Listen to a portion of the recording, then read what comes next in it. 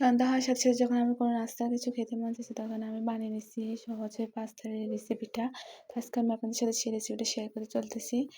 আজকে আগেও অনেকবার পাস্তা রান্না করছি, তো আজকের পাস্তাটা একটু ভিন্ন রকমভাবে রান্না করছি। তো এখানে গরম পানি সিদ্ধ দেওয়ার পরে এখানে আমি পাস্তা আর গাজর কুচি করে তারপরে এগুলো সিদ্ধ করে নিচ্ছি একসাথে।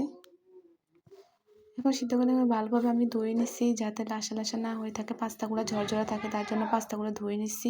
একটা বাটিতে আমি একটা সস বানানোর জন্য এখানে দুধের গুঁড়ো নিয়েছি, এরপরে একটু চিনি দিয়ে দিচ্ছি, আর একটা কড়াইতে একটু তেল দিয়েছি, হালকা একটু আটা দিয়ে দিচ্ছি যাতে আমার আটা ওইগুলোর মধ্যে এখন আমি আমার দুধ আর চিনির মিশ্রণটা দিয়ে দিচ্ছি এখানে কড়াইতে। এগুলো এখন আমি একটু জাল দিয়ে নেব যাতে একটু হালকা ঘন আবরণ আসলে তখন আমি এটাকে নামিয়ে নেব। এরপর একটা দেখতে পাচ্ছেন আমি টমেটোকে, পেঁয়াজ, কাঁচামরিচ, ধনিয়া পাতা সবগুলা এখানে কেটে নিচ্ছি।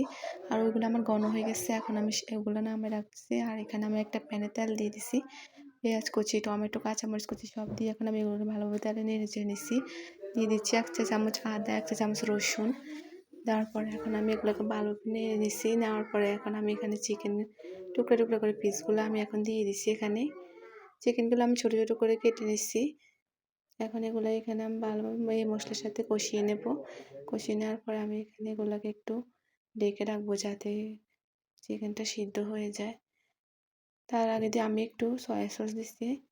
সয়া সসটা দিলে মাংসের যে চিকেনের যে গন্ধটা ওটা দূর হয়ে যাবে, কোনো গন্ধ আসবে না। এখন আমি ভালোভাবে এগুলো নিয়ে একটা ঢাকনা দিয়ে দিচ্ছি। দেওয়ার পরে এখানে দিতে হচ্ছে 2টা ম্যাগি মশলা। ম্যাগি মশলা 2টা আমি দিয়ে দিচ্ছি। এখানে একটু সামান্য পানি দিয়ে এগুলোকে ভালোভাবে নেড়ে দিচ্ছি, একটু টমেটো সস দিয়ে দিচ্ছি। দেওয়ার পরে এগুলো ভালোভাবে সব মশলাগুলো একসাথে মিশিয়ে নেব। মিশিয়ে নেওয়ার পরে এখন আমি কিছুক্ষণ এগুলা কষানো হয়ে গেলে আমি ওই দুধ দিয়ে আর চিনি দিয়ে ওটা দিয়ে যে মিশ্রণটা বানাইছি ওইটা আমি এখানে ঢেলে দিচ্ছি। দেওয়ার পরে এগুলো আমি ভালোভাবে নিয়ে নিচ্ছি, সামান্য একটু পানি দিচ্ছি যাতে ভালোভাবে এটা মিক্স হয়ে যায় সাথে।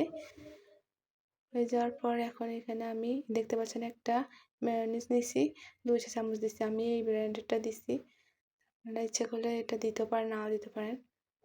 দেওয়ার পর আমি এখন এগুলো ভালোভাবে নেড়ে দিচ্ছি। যখন এগুলা সবগুলো একসাথে মিশে যাবে তখন আমি একটু সামান্য চিনি দিয়ে দিচ্ছি একটু স্বাদের জন্য, যাতে ভিন্ন স্বাদ আসে। আমার কাছে মনে হচ্ছে একটু জাল দেওয়ার জন্য, তাই আমি একটু মরিচের গুঁড়া দিচ্ছি। এখানে আবার আমি কিছুটা পরিমাণ গরুর মাংস দিচ্ছি। আসলে গরুর মাংস, মুরগির মাংস 2টা দিয়ে আজকে রান্না করা হয়েছে। পাস্তাটা তাই একটু অন্যরকম বিশেষ স্পেশাল। আর এখানে ধনিয়া পাতা দিচ্ছি। দেওয়ার পর এখন আমি পাস্তাগুলো ঢেলে দিচ্ছি। ঢেলে এখন আমি এগুলো সবগুলোকে ভালোভাবে এই মশলাগুলোর সাথে মিশিয়ে নেব যাতে কোনো থেকে কোনো পাস্তা সবগুলো একসাথে মিশে, যাতে কোনোটা না মিশে থাকে। এই জন্য ভালোভাবে সবগুলো মিশানো হয়ে গেলে এখন নেড়েচেড়ে আমি যখন এটা হয়ে আসবে তখন চুলাটা অফ করে দিচ্ছি। দেখেন আমার পাস্তাগুলো হয়ে গেছে আজকে। তো আজকে আমি পাস্তাটা 2টা মাংস দিয়ে রান্না করছি এবং গরুর মাংস আর মুরগির মাংস দিয়ে। তখন এখন আমি এগুলো একটা প্লেটে বেড়ে নিচ্ছি। নেওয়ার জন্য এখন আমি দেখিয়ে দিচ্ছি আমার পাস্তাটা কেমন। সাথে আজকের ভিডিও এই পর্যন্ত। সবাইকে আল্লাহ হাফেজ।